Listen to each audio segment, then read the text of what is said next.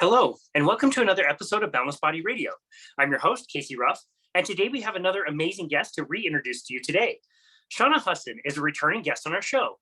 Be sure to check out her first appearance on Boundless Body Radio on episode 183 of our show. Shana earned her dietetics degree from the University of Wisconsin-Stevens Point in 1999 and has now worked in the medical nutrition field for over 20 years. While very active through her entire lifetime, she struggled with weight gain in college, despite following conventional nutrition recommendations and exercising extensively. Eventually, Shana discovered the hormonal connections that led to her weight gain. She is the author of Fast to Heal, a 5-step guide to achieving nutritional peace and reversing insulin resistance. Shana now serves those wanting to learn her teachings with books, digital products, personalized virtual visits, group coaching, Facebook support groups, the Fast to Heal Stories podcast, and her popular online signature course, Finding Nutritional Peace. Shana and her husband have 3 awesome children and live in Wisconsin. Shana.hussin, what an honor it is to welcome you back to Boundless Body Radio. Thanks. What an introduction that was. What a mouthful, huh? It is a mouthful. You've done a lot of cool things. It's so great to be back, and it's always fun to speak with you. So thanks for having me back. Absolutely. Such an honor to host you again. It's very fun to talk with you. I know that every time that we get on the line and talk to each other, we're going to have something new to talk about. You've been really busy. What's been going on in the last, 8 months since we talked last? I know. And as I told you before we started recording, my husband tells me I need to just stop. Sometimes I just stop and hang out with what you have. So yeah, within the last year. So when I first started kind of coming into the online space, I published my book, Fast to Heal, and I started with some group challenges, and that progressed into some personalized visits and some package visits.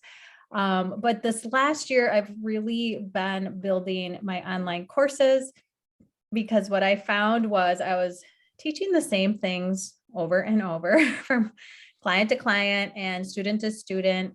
And so I thought, you know what, how about I just record this and maybe, put it into an online course, and now I have a couple of them. I have three going on 4. But that gives people they can do it on their own time. Made it a little bit easier for them, a little bit easier on me, because then I know that they are learning exactly what they need to learn. I'm not forgetting anything. And then we have some follow-up after they go through the program. So the last year has really been building those online courses. My highest level course, Finding Nutritional Peace, which you mentioned, that's the kind of McDaddy of my courses, where it's just a brain dump of basically everything I know to get people healthy and well. And I really focus on reversing insulin resistance through timed eating and therapeutic carb restriction, and also getting some fasting into people's lives on a daily basis. And then after I developed Finding Nutritional Peace, what I was finding is I also have some support groups that I work with. Some are free and some are part of my online programs. But what I was finding is I like to ask people as they come into the support groups, what are you really struggling with? What can I help you with? And I would say probably 8 out of 10 people were saying, when it comes to intermittent fasting, what I'm struggling with is the eating window. Like I have adapted to fasting. My body has adapted to that. I can do intermittent fasting now, no problem. I truly just am struggling with knowing what to eat, number 1, in the eating window. Number 2, I can't seem to get away from cravings. And number 3, I am binging at least some of the days. So I don't know what to do. I listen to what you're saying, but, can you help me with those 3 issues? So that's where I developed the second course called Mealtime Mastery, which really, it's not as big as Finding Nutritional Peace, but it really just niches down to that one issue people have with addressing the eating window. And I know you've talked about intermittent fasting on this podcast before. Maybe I'm getting a little ahead of myself in that regard, but really keen in on the nutritional component. And I think in a lot of circumstances and a lot of books that revolve around fasting, people can learn how to fast and why it's important and how it helps reverse a lot of health issues. But the nutritional component is sometimes lacking, and they're really just left not knowing how to balance things properly so that they can have an easier time fasting, and how to, if women are menstruating, like how to work that in. So there's a lot of little nuances with not only just men and women, but from day to day that we touch on in Mealtime Mastery, and really just keying in on those nutritional components. So I just released that course in January, and I know we're going to touch on that more and really explore that.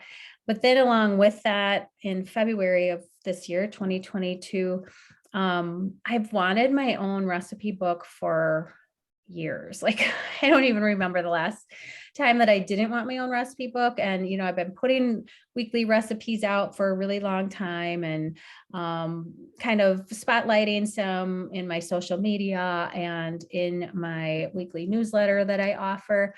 But I never had them compiled in one place where people could just go and find everything, and they were all organized. So that was kind of my last big project that was out in February. So I tried to release Mealtime Mastery and the recipe book really near to each other and get those projects finished at the same time, so people could go through Mealtime Mastery, but then have some sort of resource for meal planning and guidance with nutrition, because I know meal planning can be a huge challenge for a lot of people. So that's where the recipe book came in.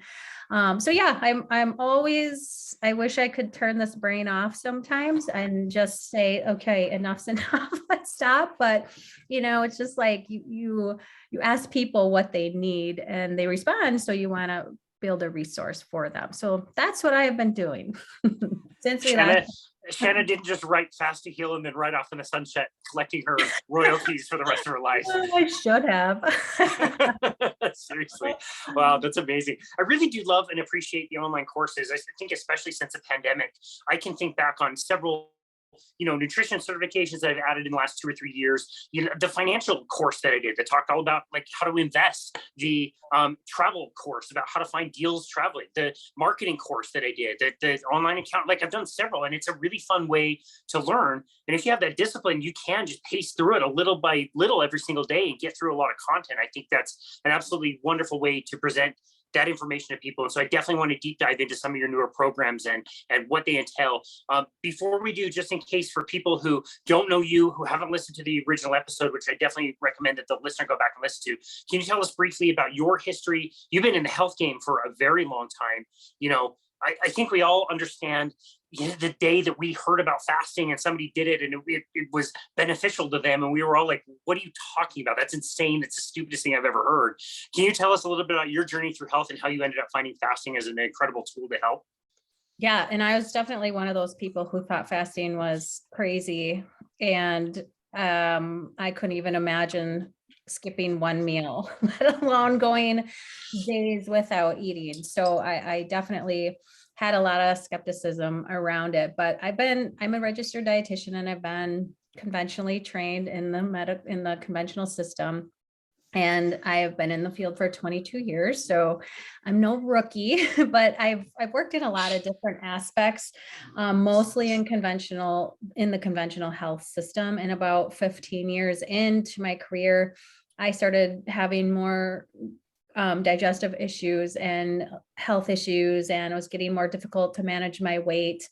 And then my son went through some very severe health issues as well. And I just started to think, if what I'm teaching is correct and sound, why are people continuing to get sicker? Why aren't they healing? Even if I have clients and students who are losing weight and feeling better, it's only for a short period of time. And, what am I missing here?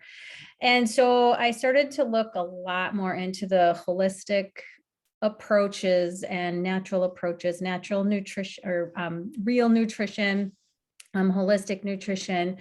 And I left the conventional system about 5 or 6 years ago, I believe it was, and just started to pursue more holistic approaches and really using natural nutrition for healing. And I am a podcast junkie and I listen to a ton of podcasts and learn a lot from a lot of really awesome people through podcasts. But yeah, intermittent fasting was being talked about a lot. And it was about 2017 actually, that I really started to hear that come up. And I always dismissed it and just thought, I can't see how this is helpful because I've been traditionally trained. Like you eat as soon as you get up in the morning, you eat several times throughout the day. You eat a lot of carbohydrate. They should be 50% of what you take in, 50 to 60%. And I had been so indoctrinated for so long that it took me a long time to open my mind. And I just kept hearing it more and more. And I thought, okay, well, I'm just going to try it on myself. I'm just going to go to like 8 or 9 in the morning, which was just a stretch for me. Like I would get up and eat like 5 a.m., sometimes 6 a.m., depending on when I was exercising. So it was hard for me to even go to mid-morning without eating, but I found almost immediately my own health issues started to improve. I had way less bloating. I just felt better energy wise. My canker sores in my mouth that I had been plagued with for 10 years started to clear up. Like I said, I have more energy. My skin looked better. And then I started to modify my diet a lot too. I really started to pull carbs out and grains out and things that I kind of put A and B together and really modified that as well. And then 2018 was when I started intermittent fasting on my own. And then 2019 is when I started to teach other people about it. And I had left the conventional system, but was kind of back on my own doing online teaching in 2019. And then I tried fasting and therapeutic carb restriction or carb reduction on a very small subset of people. They did really well. And then I started putting together some handouts and some other resources for them. And I thought, well, this is silly. Like, why don't I just write a book on it? I mean, why wouldn't you? Why don't I just write my own book and integrate my story with it? And then by that point, I knew I wanted a system for people to follow and steps for people to follow. So that's where the subtitle of my book is Finding Nutritional Peace. And the PEACE is an acronym for a 5-step process that I know we talked about at the first podcast, but just integrating that approach. And it's crazy how well people have done over the last couple of years since I've been implementing pretty much the exact opposite of what I used to teach. It's been really awesome. I wish I could go back in time and reteach what I used to teach, but we can only move forward and go from here.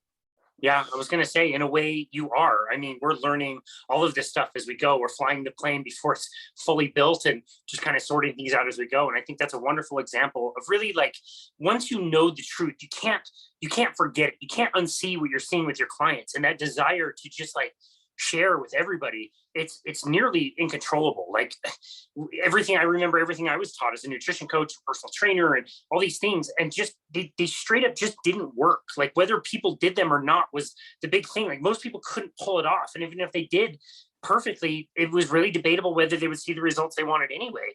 And once you start to see that there's a different way and people can lose weight like really easily and effectively and feel really good, and then clear up like 10 other issues Right. that they didn't even think had anything to do with the diet to begin with. It's really it's so empowering, and you can't unsee that. You can't not want to go out in the world and share that with anybody who would love to hear the mission and those types of results we get from fasting.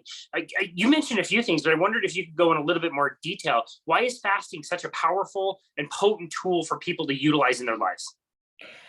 Yes. And I just have to say, a lot of people set out to start intermittent fasting for weight loss or change in body composition. And then they're like, oh my goodness, all of these other things are clearing up. And I just saw a follow-up client yesterday who I hadn't seen in 7 months. And I thought she had fallen off the rails. And I was like, oh, we're probably going to have to start all over again. And we get in our meeting and she's happy. She looks great. And we started talking. She's an older lady in her 60s, and her top goals were she had a bunch of skin rashes and skin issues, joint pain, and then working on weight loss. And she wanted to come off all her medications. And we went through our session, and she had come off all her medications in that 7 months. I asked her about her skin rashes. She's like, they're gone. They're completely gone. And she sent me before and after pictures. And I literally cried because her hands were basically peeling apart, like open cracks, peeling everywhere, skin issues on her legs and her feet, and completely healed. So no medications, healed those skin rashes. And then the joint pain was gone unless she went back to eating a lot of sugar and a lot of carbohydrate. She's like, I ate a lemon bar and it felt like my joints were on fire. It's like, so for me, I know if I do this, I feel this. And she's still working on the weight thing. A lot of times the body has a priority sequence where it will really heal what it needs to heal, and that weight comes later. But yeah, people have no idea how fasting is going to help. So it really works on insulin resistance, and insulin resistance is at the base, at the root cause of so many lifestyle issues and so many issues in general. So most obesity will stem from insulin resistance.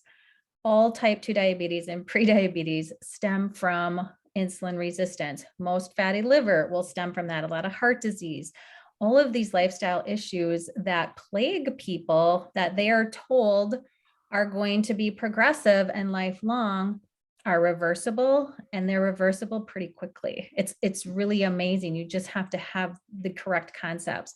So why intermittent fasting is so powerful is that it really works at the level of hormonal levels and healing hormone imbalances and healing that insulin resistance. So you're basically letting your body become a lot more insulin sensitive, how it was supposed to be, so that when you do eat food, you can handle it differently. You're metabolically flexible, where you can burn fat or you can burn glucose, or whatever it is. I'm kind of simplifying it here, but basically you're working on the hormonal level that is at the root cause of obesity and weight issues and weight cycling and lifestyle issues. Whereas mostly in the conventional system, we're just medicating and putting band-aids on symptoms. We're not actually reversing things. We're just saying, let's pop this pill, let's give you more insulin, let's give you this medication. And then you get more side effects, and then you're adding more medications, and you're never fixing what is causing the issues in the first place. So that's why intermittent fasting just truly helps to go to the root cause of why you're so ill. And it's super powerful, and it costs nothing and simplifies your life. And you really it changes your whole relationship with food in almost all cases. It's going to change your relationship with food. So for me, like I talked about how now I don't think about my weight anymore. It just manages itself. I've had a lot of digestive issues clear up, no more bloating. And a lot of that is through therapeutic changes in nutrition as well. But I've really healed those underlying issues. And I'm healthier in my 40s than I was in my 20s and 30s. And so a lot of times people say, well, I'm getting old, I'm just getting older. That's the issue. And no, it's like I said, my client yesterday that was in her 60s, and she is healthier now than she was a couple of years ago before she started seeing me. So it can do some really amazing things, but yeah, it's simple, it's free. You just need to know, you need to implement it healthfully and correctly, and have a support system too. But yeah, it's really amazing. Yeah, that's incredible. I mean, some of those anecdotes you mentioned, I think the first, 5 or 10 times you hear about something like that is like, my canker sores went away. Like, that's great, but that's coincidence, or something else happened, or being able to tan. You can go in the sun and never get a burn, where you always used to burn and now I never burn anymore. Or the food freedom, I think you mentioned, like being able to even fathom. I look back in my past to even fathom, like being around carbohydrates in any amount, like I would have eaten them because they were there and they smelled good and whatever. Now I could swim in a swimming pool full of soda and not want any of it. And I don't think a lot of people appreciate how wonderful that food freedom is. And you and I talked about that last time, really being able to be around food, but to be able to pick and choose what you want based on how you're going to feel is so critical.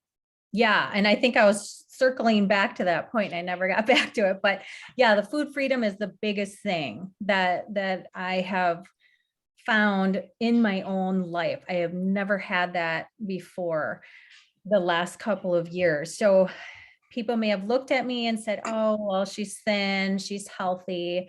But I was thinking about food all the time. I was thinking about food from the time I got up in the morning until I went to bed.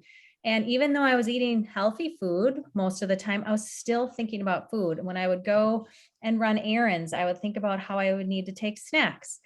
I would think about what time was I going to be home, because am I going to have enough food, or, am I going to be home at this time of the day because I'm going to be hungry then. And my whole life just revolved around that. Whereas now it's like I eat 2 meals a day is usually the most that I eat. Sometimes one, sometimes I'll eat, very rarely I'll eat 3 meals. And it's not because I don't like I won't allow myself. It's just I'm not hungry for them. Like if I happen to eat earlier in the day, I usually still, by mid-afternoon, I'm ready to be done eating. And I never had that intuitive eating inside where I could really say, I haven't thought about food in 6 hours. Like that was not a part of my lifestyle. And so I struggle with the concept of intuitive eating for a lot of people, because everybody wants to be an intuitive eater, right? And be able to say, oh, I eat when I'm hungry, I stop when I'm full, I don't think about food in between. And I think that a lot of people can be very, very great intuitive eaters and very successful intuitive eaters if they have a hormonal system and a metabolic system and metabolic flexibility that allows them to do that, and a healthy insulin level. But if your hormones are whacked out and your insulin's high all the time and your body is always hungry because insulin is high, you cannot trust yourself as an intuitive eater. You have people who are 300, 400 pounds and they're hungry all the time because they have severe insulin resistance and high insulin levels. You can't tell me that they should be eating all the time. Intuitively, if they're feeling hungry because they have, maybe 200, 300 pounds of extra body fat that their body can tap into, they're just not. So that whole concept of intuitive eating can be really tricky.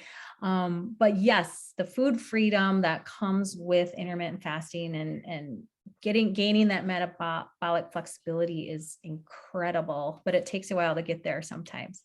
Yeah, that's such a great point about intuitive eating. And I think I agree with you. I almost think of it the same way I think of the calories in, calories out model of health and fitness. And I'm not ready at this point to say that that doesn't matter, because I do think that it matters. But I also think to tell somebody that it's not helpful, it doesn't do anything to tell somebody calories in, calories out, because then they're just going to think that they can go jump on a treadmill and burn 500 calories and eat kale salad all day and eat 500 calories less, and that's going to be good for their health.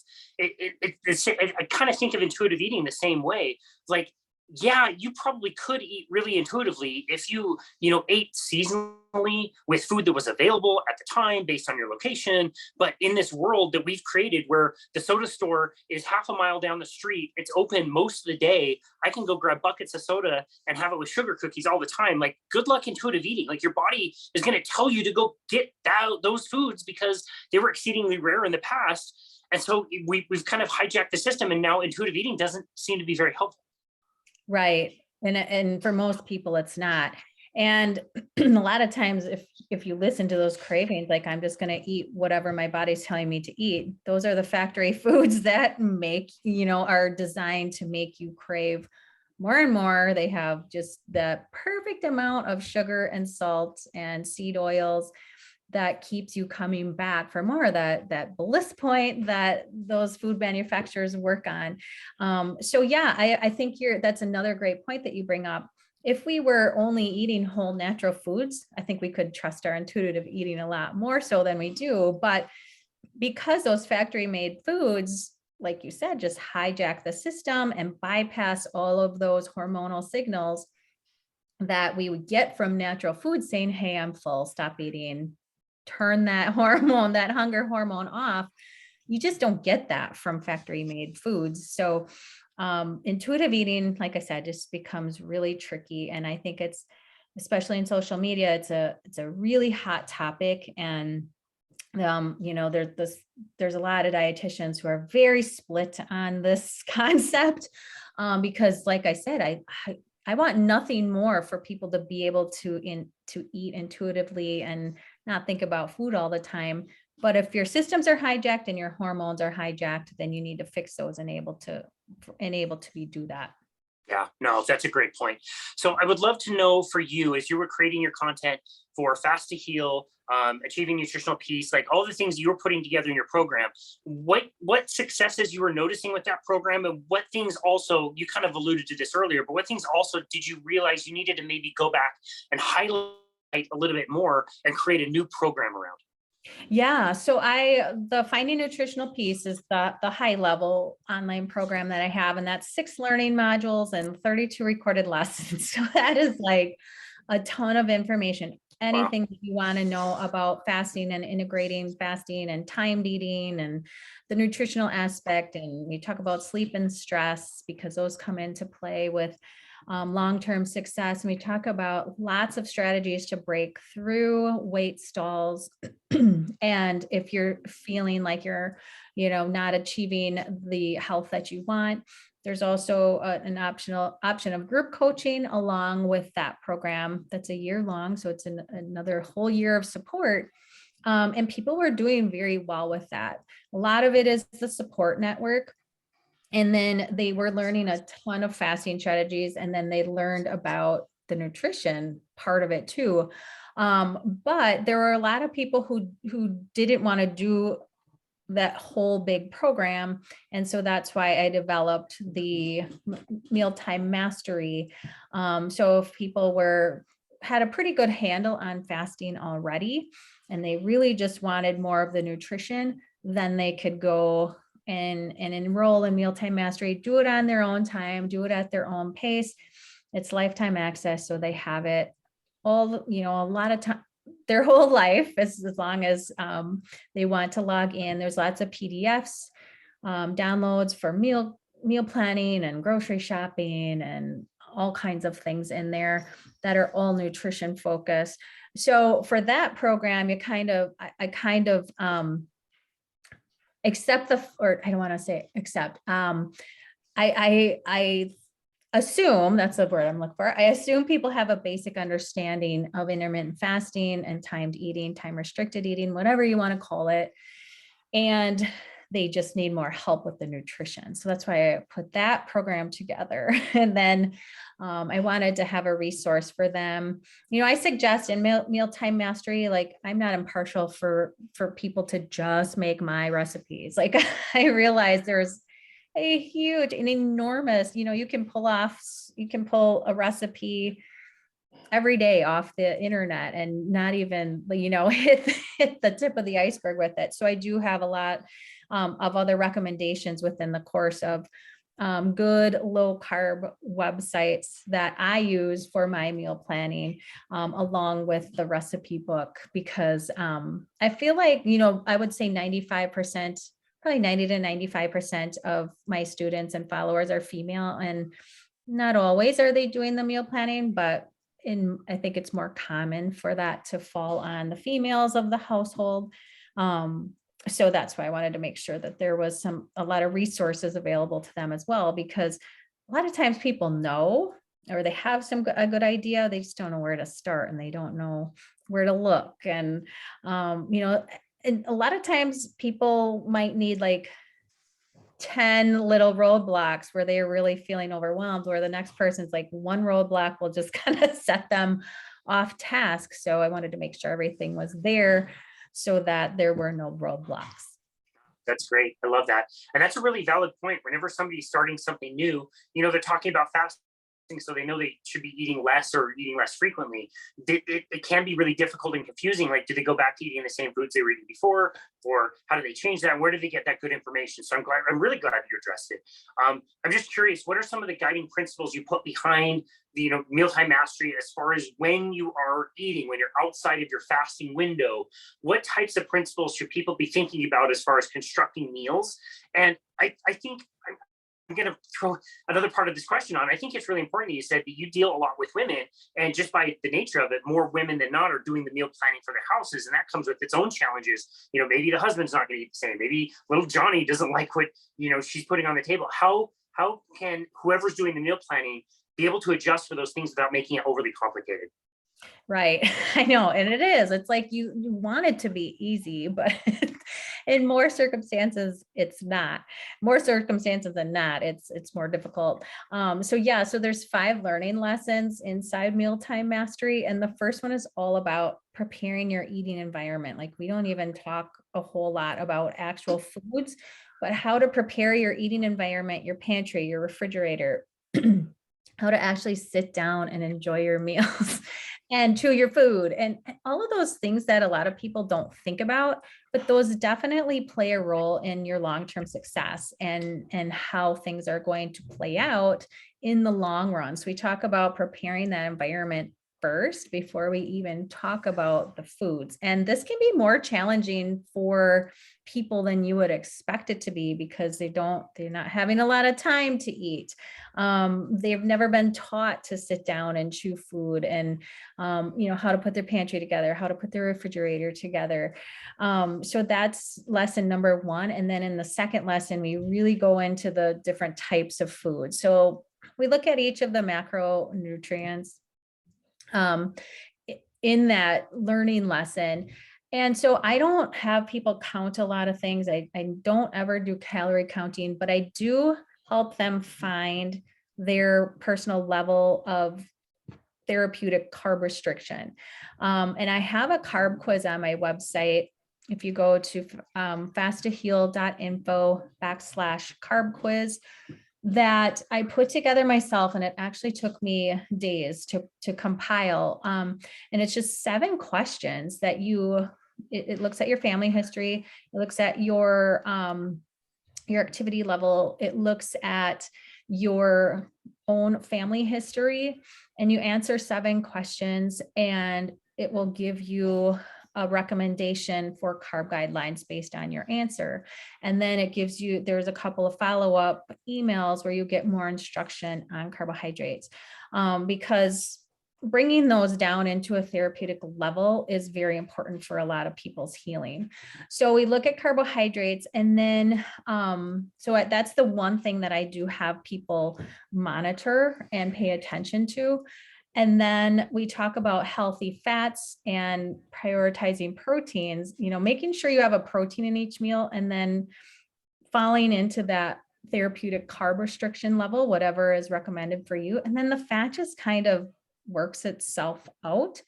So I don't like to give people a lot of counting, and I think that gets really old, but they do need to make sure they have protein at every meal, so that they're full for many hours, and then really just bringing the carbohydrate levels down into that therapeutic range. So that's the second learning lesson.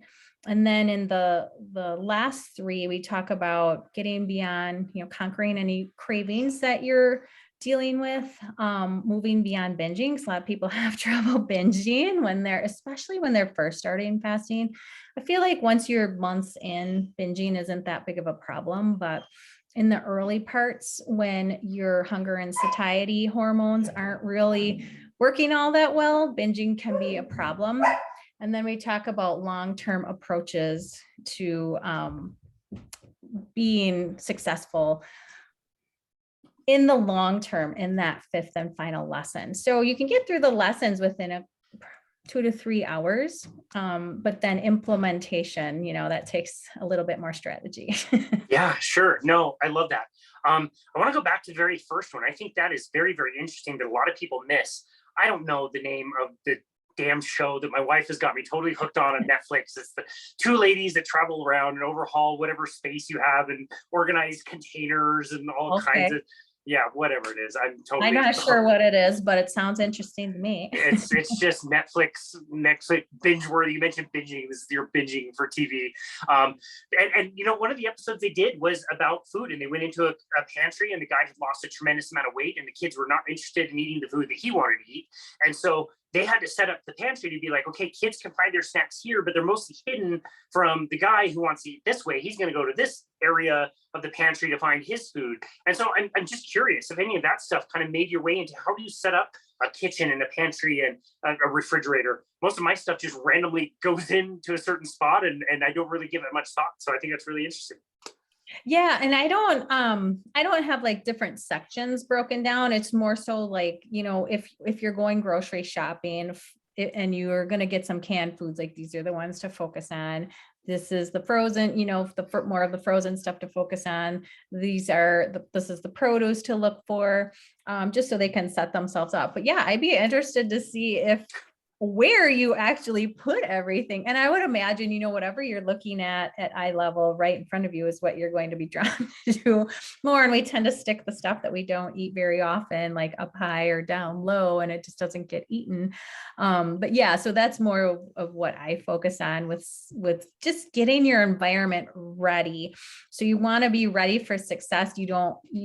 If you have a hard day or you're feeling like you want to binge, you don't want to be able to go and kind of undo everything that you did because you haven't set your environment up successfully. Yeah, no, that'd be interesting to look at. When you're done with Schitt's Creek, when you're done with the Formula One documentary, which is amazing, that's another one to add.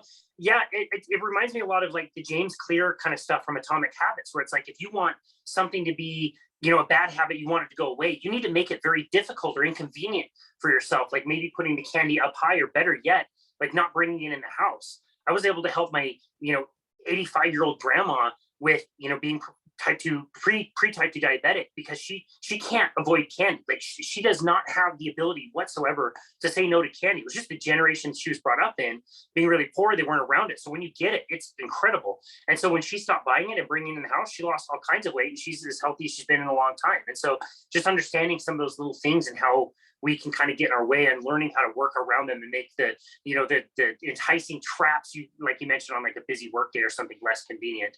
I'm really glad that you talked about the different macronutrients and the things that we should be having, the amount of carbohydrate, how to get enough protein and getting it in every day, letting fat kind of fall to where it needs to fall so that people are satisfied. And it really reminds me something in your book that you really talk about, which is like, why is it so important to be able to go long periods of time while still feeling nourished? Yeah, I know. And that again comes back to, as you start to implement the intermittent fasting, those hunger and satiety cues start to work themselves out. Because what happens when you have high levels of insulin and you're insulin resistant, there are two other hunger and fullness hormones that are kind of counter to each other, called leptin and ghrelin. And ghrelin is basically that hunger hormone that tells you you're hungry. And it is signaled by a couple of things, by hormonal levels, by insulin levels, by stomach stretching or not stretching. But ghrelin, when you have insulin resistance and insulin is high all the time, that level of that hormone is basically like blocked by the brain, so that your brain is never really told that you're full. It just has to do with that insulin sensitivity. And then the hormone counter to that is leptin. And leptin, when leptin levels are high, your body doesn't have the cravings and the hunger. And again, some of that has to do with stomach stretching and the levels of glucose in the bloodstream and the insulin. And it's not even actually fully understood at this point. And when I was just coming into the field of dietetics, leptin and ghrelin were kind of newer hormones that hadn't even been discovered until about 20 years ago. But we do know that with insulin resistance, ghrelin tends to stay higher, even though you have plenty of energy, even though you have plenty of fat storage, but you're just hungry a lot, even though you don't need the calories, and leptin is suppressed. And that's not good. That means you're going to be hungry instead of full. So just reversing the insulin resistance, working on being able to burn body fat and not just always glucose. It takes a long time, but the macronutrients play a huge role in that. So making sure you have some sort of protein on your plate every single time that you eat. And I prefer animal protein. It's just like well-sourced animal protein. It's just a lot more readily absorbed and broke down, and the cells can utilize it better than plant-based protein. I'm not against plants. I'm not one of those people who say, I think that I don't want to go down a rabbit hole, but I think there's a time and place for a carnivore diet and it's very healing, but I'm not one of these people who say, you have to eat this food all the time and you can never eat this food, because everybody works a little bit differently, and some people thrive with more plants than others do. But I do believe that animal protein is healthier for the human body when it comes to building and repairing. And so I always suggest, some sort of animal protein. And sometimes I get people to ask me, like, if I'm vegetarian or vegan. I might have some listeners thinking this right now, like, can I do your programs? Can I work with you? And yes, usually vegetarians, if they can incorporate eggs, at least, I'm like, okay, at least we have eggs, or can tolerate some dairy. Usually you can do well. But I will say, like, I think vegans are going to have a hard time following the methods that I teach, because I just think it's really tough to get, like, I suggest 1 gram of protein per 1 gram of protein for every pound of lean body weight is what I suggest. So for most women, that's like 100 to 150 grams, somewhere in there. And it's going to be really tough to get from plants alone. But that is the most satiating macronutrient. So if you're getting enough protein, usually, and then along with some natural fat and maybe a little bit of carbohydrate with fiber, you have no trouble going. You should be able to go to 5 to 6 hours without eating. No problem. If you've balanced your meals correctly and you've slept well and you're not really high, have a super high stress level. If you can't go more than 2-3 hours, 4 hours even, without thinking about food and without eating, then there's usually some hormone correction that needs to happen there. So hopefully I answered your question. Yeah, absolutely. No, that's a really good point. I kind of think the same way about, somebody who would come to me being a vegetarian or a vegan. And it's not like I don't want to help you, because I do. I would just tell you, like, you've got the wrong guy. Like, I don't know how to do this. I could try. I know what my nutrition textbook back here tells me to say, and I've done it, and it hasn't worked for a lot of people. And so it's like being a Ford salesman when somebody wants to buy a Chevy. Like, you're at the wrong dealership. I don't know how to make that work for you. You need to go to the other dealership and you'll sort it out. And my wife and I will try to go at least once a month to a Brazilian steakhouse nearby, and they just cringe when they see us coming, because they know, like, they're not making any money off of us. We're eating pretty much all the protein, all the red meat. We're not at the salad bar the way most people are filling up. And it's cool to see her not really fear red meat and fear animal proteins. But for women in general, I think that's a huge problem. How do you help educate women, especially around that? Because I think there's such a fear of, like, what are people going to think of me if I'm not just eating this chicken breast over a big plate of kale at a restaurant? It's tough. It's tough. And it took me years to come to terms with, I needed to eat more protein. And I remember, like, when I still lived at my parents' house, my mom was a nurse, and, by no means was she, hugely educated in the area of nutrition. But I remember her saying to me multiple times, like, Shana, where's your protein?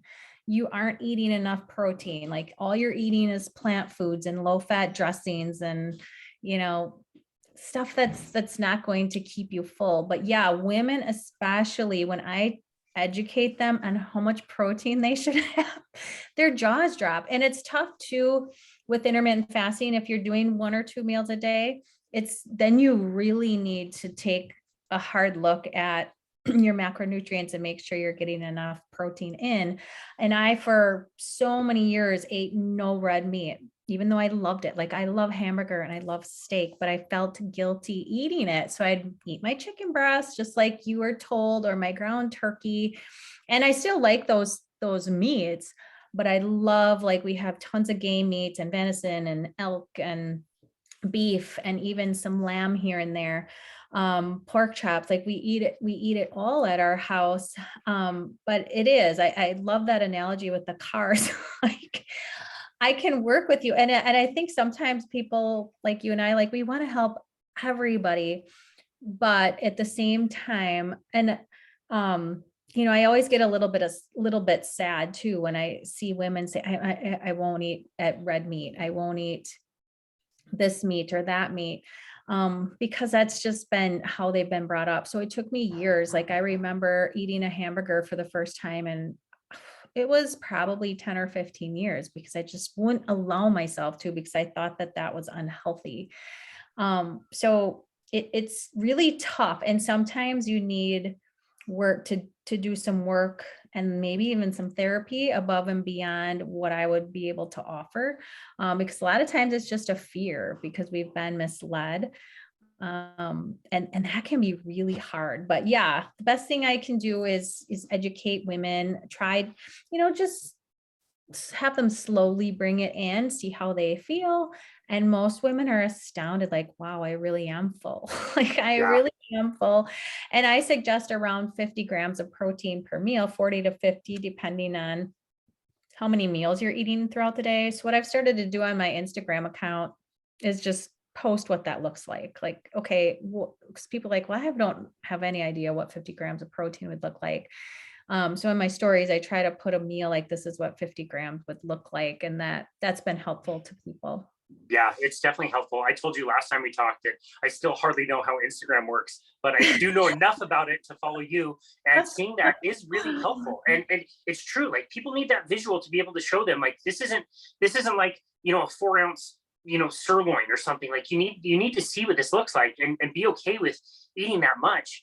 And from the stories I've heard, I'm sure yours is very similar. Like the first bite of red meat after several years of not having it, it's almost like the heavens part and the choir starts singing, and like the heavenly visions start or something. Like it's your brain just turns on and is totally revved up, unlike it's been in several years. Was that the case for you? Yeah. And another time where I did allow myself to eat red meat, and I remember, like, every time I'd go to a restaurant, I would order a steak, was when I was pregnant. And in my head, I just allowed myself, like, oh, I'm pregnant, I'm growing a baby, I need more protein, I need more iron. I'll just let myself eat steak. But holy man, like I craved like steak. And there's a reason for that. Like if you're craving meat and steak, that you're probably very iron depleted.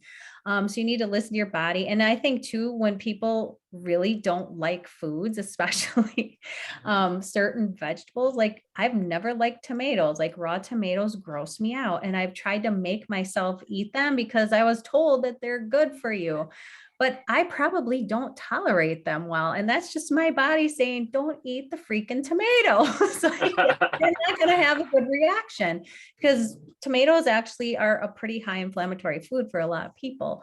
So yeah, I remember craving those steaks and allowing myself to eat it, but then being stupid enough after I had my babies to not eat much red meat for probably, it was probably another 5 years after my youngest was born before I really embraced meat.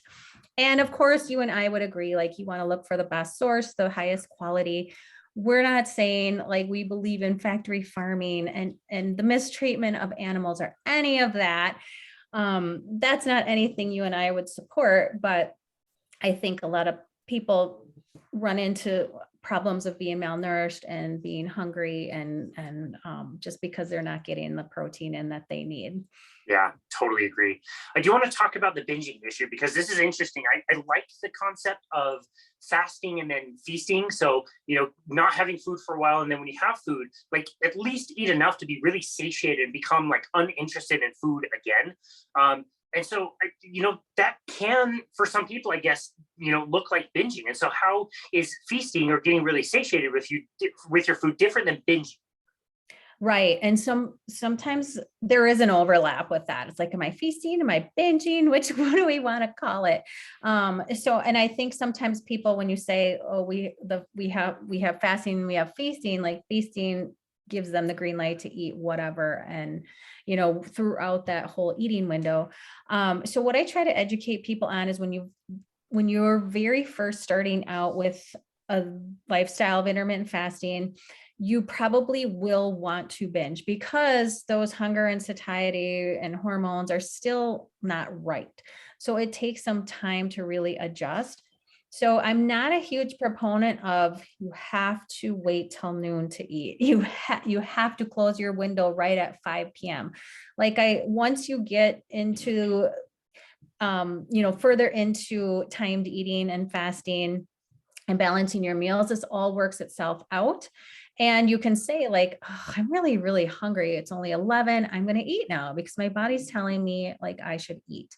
And then maybe it's 4 or 5 o'clock and you are not the least bit hungry. So let's just not eat dinner tonight. Like it's not a big deal. And you don't eat until the next day. But it takes a while to get there. And it probably took me a good 6 months to get to that place. And so when people are first starting out, I do encourage them to have more of that timed window. Like, let's make your eating window 12 to 6 or 10 to 6, because they don't have the cues and the healthy hormone balance in order to trust that they're truly hungry or truly full. So we kind of work our way into that for sure.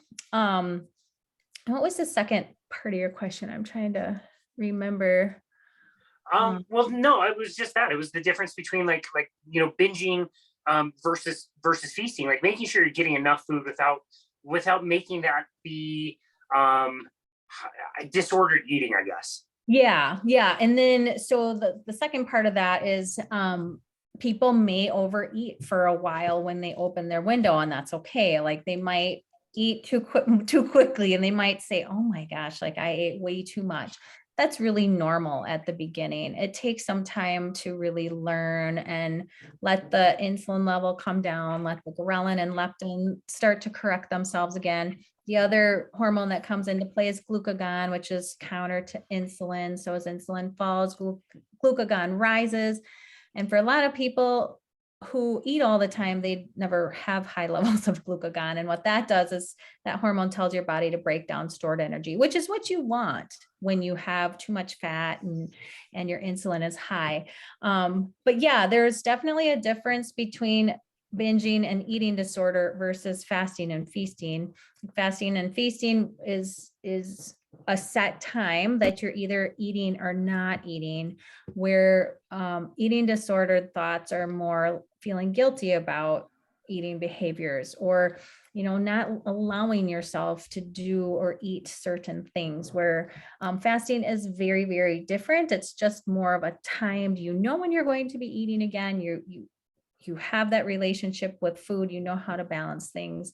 But sometimes there's definitely some overlap, and I never encourage people to start intermittent fasting or fasting when they have an active eating disorder, because they usually need to do some work with a therapist and overcome those eating addiction and have a healthier relationship with food before they add the intermittent fasting in, because they can just take it to an extreme in an unhealthy way. So yeah, that's a small subset of people who may not do well with intermittent fasting. So it's good that you brought that up. Yeah, definitely. I think that's a really important point to make. If anybody's ever done a personal training session with me, they will accuse me of not being able to count to 12 accurately, which is debatable, maybe true, maybe not. They also know that I love talking about nutrition, which is really just mostly like a way for me to backdoor talk about food. I love talking about food. And so I've restrained myself up until this point. Now I want to talk about food and the recipes that you included in your book. Tell us about what that process was like. You said it was something you've always wanted to do and you wanted to compile into one. So what did that look like? How were you able to pull all that together? Yeah, when I first put my website together, almost 2 years ago, I started putting out like a weekly recipe, like I call them fast to heal recipe. And I would just put one out a week to give people ideas. And I put those on my website, and I did that for a long time.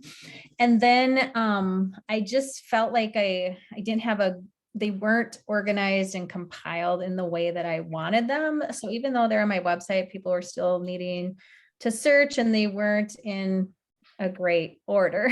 So what I did was I put my own recipe book together, and it's a digital download. It's not an actual printed book, because anybody who has tried to make a cookbook or recipe book knows the printing and the, in color is crazy.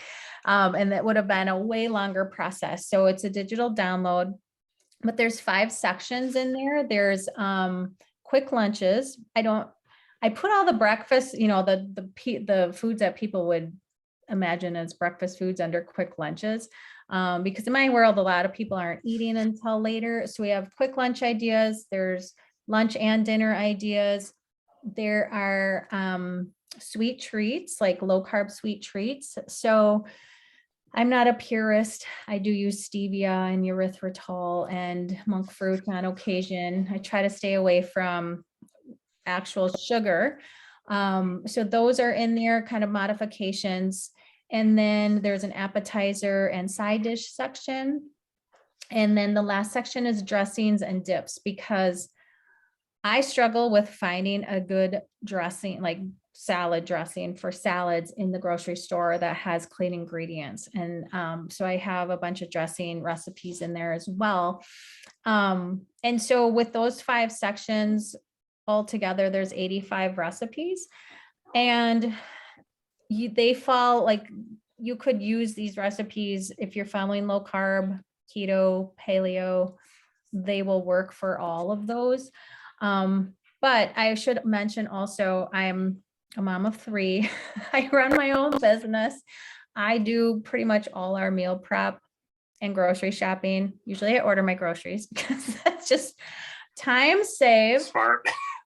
But I am not one of these people who wants to spend a lot of time in the kitchen. I don't have the time, and even though I love good whole food, healthy food, that's that's whole and nutritious, I don't love to spend a lot of time making it, which is why I always order salads when I go out to eat, because it's a lot easier to order them than to make them. But most of the recipes will take 30 minutes or less to prepare with simple ingredients. I try to keep things as simple as possible. So when I'm teaching my students, like, let's just focus on a meat, a fat, and a couple veggies, like, let's keep it that simple. That's what a lot of those recipes will center around. They're not like 2-3 course meals that are going to take you an hour or 2 to prepare. So there's a little bit of something for everybody in there, but I tried to keep them as clean as possible without being, like I said, a purist, where you absolutely can't have any of the sweeteners, the alternative sweeteners, or that in there. So that's how it was compiled, and Nice.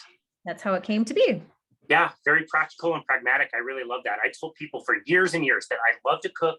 I don't mind going to the store and buying different ingredients. I love all these recipes that are exotic and have different ingredients. And my spice counter was full of all kinds of different spices. And over the years, I've really realized, like, I do like to cook, but I don't like to spend a lot of hours cooking every single day the way that I was. I'd rather cook, eat my food, clean it up, and go enjoy a sunset or walk or something, time with my wife, whatever. It's so much better to do that. And so I really appreciate the simplicity. The time factor, I think, is so important with all of us. We have, it seems like, way less time than we used to. You did mention your 3 kids. I'm not going to ask you to rank your 3 kids from your least favorite to your most favorite, but I am going to ask you to rank your 3 favorite recipes in the book in ascending order. So your third, your second, and your very top favorite recipe that you would just not be very happy without. Oh gosh, I should have prepared for this ahead of time. So yeah, I always tell my kids I don't play favorites, but I will say my older 2 eat probably anything in that recipe book. They will eat it. Awesome. And they're very excited about, like, what's for dinner, and they get really excited about good food. where my youngest, we're still working on him. Like he would eat junky food and, I have one bag of corn chips in the pantry and that's what he goes for. But we're working on it. There is like an alternative French toast recipe in there that is definitely one of my favorite, that goes in a loaf pan and it's used with eggs and cream cheese. And you wouldn't think that it would come out in butter. I think you wouldn't think that it would come out as well as it does, but it's so filling. I usually eat half the recipe in a sitting. Awesome. For a meal and then have some leftovers, and it's so easy. It whips up in a couple of minutes and then it does have some baking time. I think it's 30 to 40 minutes to bake. But it's easy and the leftovers work really well. Then there's a ranch dressing recipe. Like I'm a huge ranch dressing girl. Like I love ranch dressing. And so I wanted to make sure there was a few of those in there. But there's one that's like sour cream and mayo based. That's really good. And it's easy to whip up, because sometimes ranch recipes, it's like you're dealing with raw eggs and it's a little more involved, but this one is really easy. And then I do have, a copycat zuppa toscana soup that I love. Like that is something that I could eat weekly in the winter months. Those are 3 off the top of my head that I know we love, and I get really good feedback from other people with those too. So yeah, just easy things that whip up really quickly. Love that. Yeah, the easy part, again, just to reiterate, like one of my favorite parts about going low carb and integrating more fasting into my life is just how your taste buds really change, and you really can appreciate very simple tastes and flavors, and things like salt can just be all you need, or it makes it so much easier to deal with less ingredients and make really tasty food that you really appreciate, and you appreciate that nourishment that you get from it. It's not an event, it's what gives you your life and gives you all the energy to go out and serve and do all the things in life that give your life meaning. So I really do appreciate that. I don't suppose that this will be the end of all your content. I figure you'll probably be busy in the future. Do you know what that looks like yet? Creating new things, or is it mostly just enjoying what you've done so far? No, I do have, the 2 main courses. I also have a jumpstart, which is a 10-day jumpstart. And that is priced for anybody to do. And that's really just getting you into my world and my teachings. So that's a 10-day task calendar with a daily email and video that explains why I'm having you do these 10 tasks and just gets you ready for lower carb eating, going long periods of time without eating, and really just starting that healing journey. So that's available on my website as well. And then my latest project, then I'm hoping to stop for a while and just really focus on what I have. But I am putting together a membership program right now because a lot of people go through the programs and they just really want some touches with me and some time with me for follow-up. And I like that too, because the negative of the online world and the online courses is you can reach a lot of people, but you don't always know how they're implementing things and how they're doing long-term, because they're not coming into your office. They're not there in front of you. So the membership program will be like a monthly mini lesson and a Q&A session, but I'll also offer some office hours every month where people can just come in and, bounce ideas off or struggles or whatever it is on a monthly basis. And I know I'm going to be putting some extra recipes in on a monthly basis because people can never have enough ideas when it comes to recipes. And then still working on what else I might add into that, but hoping that is ready. Not sure when this is airing, but like May of 2022, mid to late May. And then kind of kicking back a little bit over the summer months. Yeah. We'll see. We'll believe it when we see it. Yeah, my kids are home. I want to enjoy them. And, you can hear my frisky dogs in the background. It's like there's a lot going on in our house all the time. So Yeah, that's great. Well, I absolutely love that. And I think the membership program is really important. I think you understand what it's like, how meaningful it is to work with somebody that's really intimate. You're changing food with them. That's a really serious and emotionally charged thing. And you develop these really close relationships with people. And if you do it right, you should get fired at some point because they can go right. off on their own. And that's a really good thing. But then you miss that kind of connection. So to have a way to stay in touch with people, to, share things that you've learned. It's not like you put out this content and everything's done and sorted out. You're always learning and progressing and coming up with new recipes and different ways to do things. And so to have that kind of a low cost of entry to eliminate that barrier to continue with some help, I think is really important. And I really love that you've done that. This has been such a fun conversation again. Really love talking to you. Where can people go to connect with you and find you and your work? Yeah, the best place to find everything that we've talked about is on my website, which is fasttoheal.info. And then Mealtime Mastery can be found under resources or the work with me section, or you can go directly to fasttoheal.info/mealtime mastery. The jumpstart is fasttoheal.info/jumpstart. And then I do have some free guides that really just get people going in the right direction. And those are at fasttoheal.info/free guides. But all of that can be found just by going to fasttoheal.info. I also have a free masterclass on there, just again, to get you pointed in the right direction. So you can learn a little bit about me. I know it's hard to invest in programs when you're like, this is the first time I've heard your work. I don't really know what you're all about. I also have a podcast called Fast to Heal Stories, and just listening to those episodes can teach you a ton. So I'd encourage you to go and listen to that. Trying to think if I'm missing anything. Oh, and then I'm pretty, like we were talking, I'm pretty, I am on Instagram daily, and I post a lot of what I eat and strategies to implement, little tips, what's going on at the podcast, anything that I'm promoting or teaching is actively on Instagram, and my handle is my name. So at shana.hussin.rdn.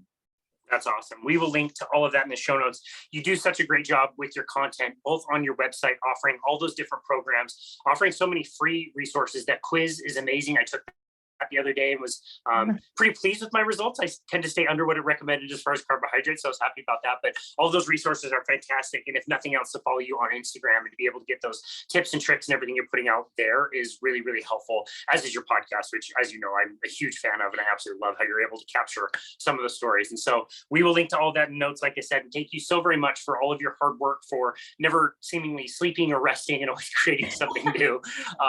And promise I do sleep. Good. It's practical and really helpful for people. And I really appreciate that approach. So thank you so very much for everything you do. And thank you for taking time to be on our show again today. We really appreciate it. It was my pleasure. Thanks, Casey. Absolutely. And this has been another episode of Boundless Body Radio.